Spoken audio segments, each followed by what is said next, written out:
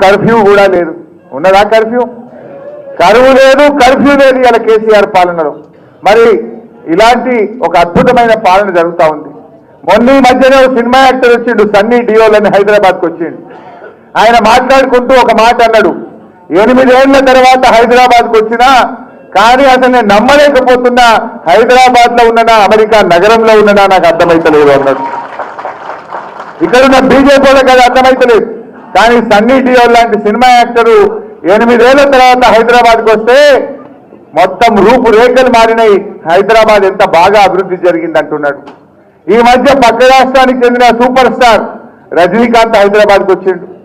హైదరాబాద్కు రజనీకాంత్ వచ్చి చూసి ఏమన్నాడు, నేను న్యూయార్క్ నగరంలో ఉన్ననా హైదరాబాద్లో ఉన్ననా నాకు అర్థమైతలేదు అన్నాడు.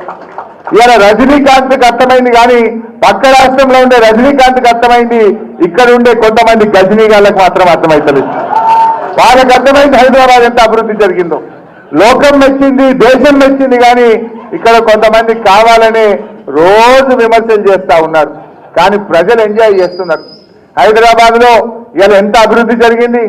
ఇలా హైదరాబాద్లో భూముల ధరలు ఎంత పెరిగినాయి, హైదరాబాద్ చుట్టూ హెచ్ఎండిఏలో భూముల ధరలు ఎంత పెరిగినాయి.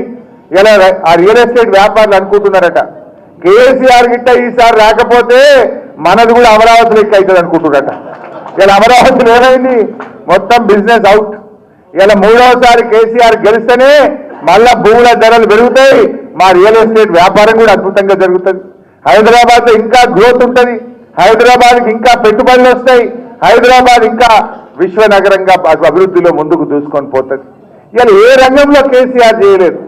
ఇలా ఎన్ని అవార్డులు వచ్చినాయి. ఇలా అడవుల పెంపకంలో, పచ్చదనం పెంపకంలో కూడా